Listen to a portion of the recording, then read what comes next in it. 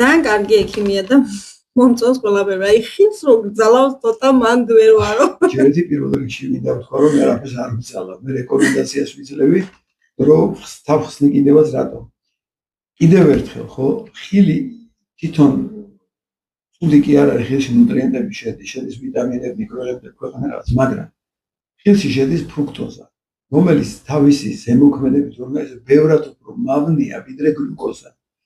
გლუკოზას როცა მიიღებთ ხო შაქარს დაადგები და ივლით ცოტა ხანი შეიძლება ეს შაქარი რაც მიიღეთ დაწვათ კიდევაზე თქვა იმიტომ რომ შაქარს წვავს ყველა უჯრედი დაახლოებით 35-37 მილიარდი უჯრედი გაქვს წარმოიდგინეთ ამხელა მანქანებია თქვენ ორგანიზმში და ისინი იწყებენ რა გლუკოზის წვავს თუ B1 ვიტამინის დეფიციტი არ გაქვს ერთ-ერთი უჯრედი ვერ ინელებს ვერ წვავს და მთლიანად მიდის ღვიძლში და ღვიძლი იტვირთება ძალიან ღვიძლი რო იტვირთება ამ გარდაქმნის პროცესში ცხიმომდება ამავე დროს ღვიძლის ჰეპატოციტები უჯრედების ნაწილი ზიანდება გინდა არ გინდა თუმცა ღვიძლი კარგად აღიდგენს თავს მაგრამ აი ცოტა ხშირია და ბევრს დიდი დოზით იღებს მაშინ პრობლემა ხო გარდა ამისა ამ გარდაქმნის პროცესში დაახლოებით 2-3 საათი უნდება ღვიძლი რომ ეს ფრუქტოზა ისე გლუკოზად აქციოს რომ გააგზავნოს უჯრედებმა რომ დაწვან აი ამ გარდაქმნის პროცესში წარმოიქმნება ამიაკი ამიაკის მჟავა ტუტიანობა ანუ pH-ი არის 11 ჩვენი ორგანიზმში სისხლის pH-ი არის 7 საშუალოდ ხო ნიშნავს რომ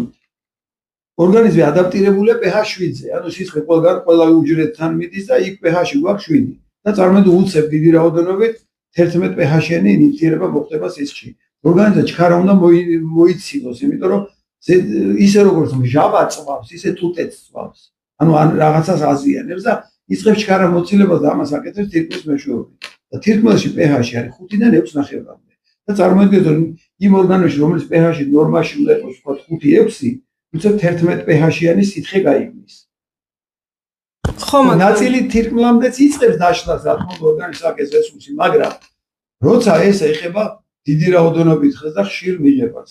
განსაკუთრებით მე გეტყვით, სად არის ყველაზე მეტი ფრუქტოზა და ყველაზე დიდი ხიფათი. ეს არის საზამთრო, ეს არის ყურძენი, ეს არის თუთა, ლეღვი, ხურმა, ხო, ნაწილობრივ ბანანი ხო, მაგრამ რა ქნას ადამიანმა როცა უყვარს აი მე ესეთი მიდგომა მაქვს. როდესაც უნდა დავარღვიო და ვარღვიო, ქემაიც ისეთი ხილით ვარღვიო, რომელშიც ნუტრიენტებიც ბევრია. ქემაიც თუ ამას ვარღვიო, ამით ბევრ რაღაცას ვიღებ. მაგალითად ესეთი პროდუქტი არის ბროწეული.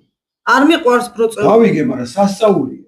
შიგნით ისეთი კომპონენტები, ესეთი ძვირფასი ხილი საერთოდ დედამიწის ზურგზე არ მოდის. ბროწეული ყველაზე მდიდარი ხილი. ყველაზე მეტი ნუტრიენტი, ყველაზე მეტი ანტიოქსიდანტია, სასწაული შემადგენლობა. და ვაშლი რომ მინდა მე? ხო, ნუ ვისაც რა უნდა შეუძლია მიიღოს.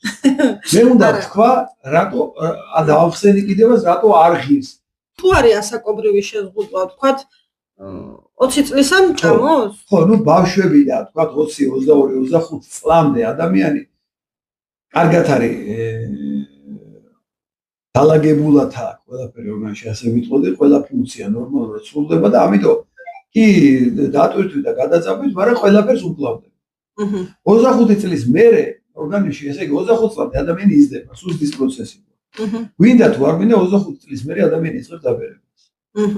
სხვა პერიოდში სხვა სისწრაფით ბერდება. თქვათ 25-დან 30-35 წლამდე ადამიანი ბერდება დღეში 1 დღით. ანუ ნელა. ნელა. თუ ნაკლებს ბერდება ასე ვთქვათ. სადაც 40 წლისამოთ უკვე იწყებს 1.2 დღით დაბერებას ერთ დღეში. 50 შემდეგ 1.4-6 მეათედი და ასე ჯერ 60 წლის მერე ადამიანი ერთ დღეში ბერდება 2 დღით. ანუ 60 წლის შემდეგ ყველაფერს უნდა გაუფრთხილდეთ. კვებას მე მიმაჩნია რომ 25-ის ზემოთ უნდა რაღაცებს მიაქციოთ ყურადღება. ხო. სადაც შეიძლება რომ თქვათ ღვინის მაგერად დალიოთ კონიაკი. ჯობია რომ დალიოთ კონიაკი. ხე ბევრი მკითხავს ხო სპირტი არის და ღვინსო. ღვინს ორივე სპირტი, ღვინში არსებული სპირტი და კონიაკში არსებული ერთნაირია და ერთნაირად ბნევს. მაგრამ ქემაიც აქ მარტო სპირტი ბნევს და აქ შაქარიც ბნევს. ანუ თავარი მომენტია რომ იფიქროთ.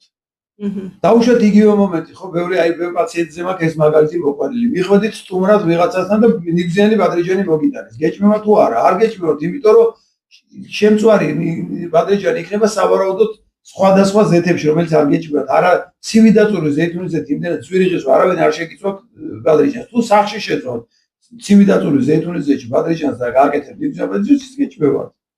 ანუ ანალიზი უნდა გააკეთოთ, რა დროს აკეთოთ და გიღებს თუ აგიღეთ.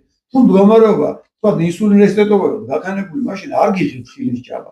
როცა ყველაფერი დაგილაგდებათ, მე თქვენ გადაწყვეტეთ. და რაიმე ავტოიმუნური ავტოიმუნურზე ხო საერთოდ იქ უკვე ცელიაკით იწყება რეალურად და ანუ მიდის გლუტენი და ემულგატორები და ომეგა-6-ის ზეთები, ეს არის სამი მთავარი კომპონენტი, რომელიც იწყებს ამ პრობლემას. ხილზე და შაქარზე რო ამბობ, აი ეს ფასტ-ფუდები, ქიმიურად დამუშავებული პროდუქტები, კიდევ არის. იქ არის ტექნოლოგიურად დამუშავებული ნივთიერებები, რომელიც ბუნებრივი ჩვენი ორგანიზმის ადეკვატური არ არის. ჩვენი ორგანიზმი იმ ნივთიერებებს ვერ იყენებს ვერაფერ, როგორც რამდენჯერმე მოყალი იყიდება სინთეზური C ვიტამინი, რომ სინთეზურს ეძახიან აფთიაქში. სინთეზური C ვიტამინი არ არის სულფასოვანი, იქ არის ასკორბინი შვავა. ნატურალურ C ვიტამინის მოლეკულაში არის 6 მოლეკულა, 7 მოლეკულა. იქიდან ერთ-ერთი არის ასკორბინი შვავა. დანარჩენი მოლეკულები სად არის? ეგ არ ვიცი სად არის, მაგრამ უყურე რა რისი კითხვა მინდა. არა, რისი თქმა მინდოდა, რომ ანუ იმას ორგანიზმი იმ საქმეში, რაშიც C ვიტამინს იყენებს, ვერ გამოიყენებს.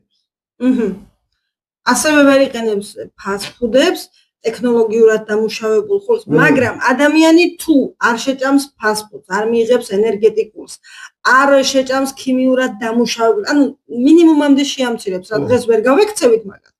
მაგრამ ანუ თქვენ ხო თქვით რომ არჩევანი გააკეთოსო და შეჭამს ხილს, ცოტა ტკბილს. ადამიანმა თვითონ უნდა შეაფასოს.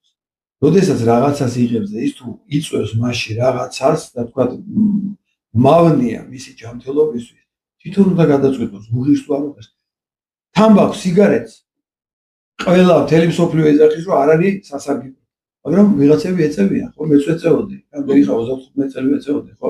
თუმცა რომ მივხვდი რომ კლავდა დავანებეთ, 9 წელზე მეტი გავიდა.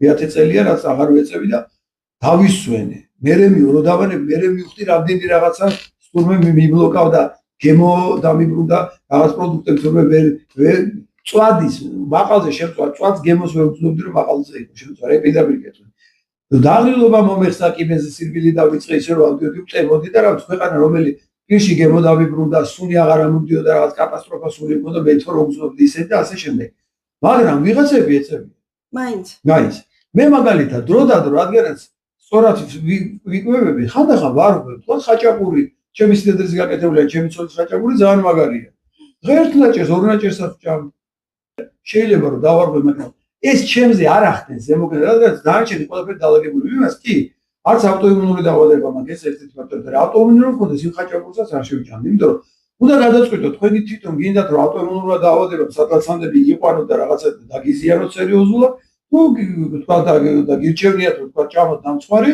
თუ პირიქით ნამცხვარი არ ჭამოთ და უფრო იყო ჯანმრთელი და ხანძრილად იცოცხლო და რა ვიცი დღეგრძელო და ყველაფერი ხდებოდა თქვენ. რა ვიცი, აი უნდა გადაწყვეტილება მიყოს ყოველმა თვითონ ადამიანს. კიდე ერთი კომენტარი იყო რომ ტკბილი ხო ჭირდება ტვინსო, ხო ტკბილი ხო გვინდაო. არა და კიდევ ერთხელ აგიხსით კიდევ ერთხელ როგორ დასტურდება რომ ტკბილი ორგანიზმს არ ჭირდება. ყველა ჩვენთაგანის ორგანიზმში მამაკაცებს გვაქვს 5 ლიტრა სისხლი, თალბატონებს ცოტა ნაკლები 4 ლიტრა ნახევარი. ნორმაში რომ გაგიკეთებიათ გლუკოზაზე ანალიზი, ანუ შაქარის სისხლში, ხო ეს ანალიზი բոլორ მიხდეს და თუ ზედა საზღვარზეა 100-ზე დგას შაქარი. ან თქვა მეორე მონაცემით 5.6, ხო? ნიშნავს რომ თელ თქვენ სისხლში 5 ლიტრში 4 ლიტრა ნახევარში არის დაახლოებით 1 ჩაის კოპის მოდელობის შაქარი. ორგანიზმში შაქარი ჭირდება 1 ჩაის კოპის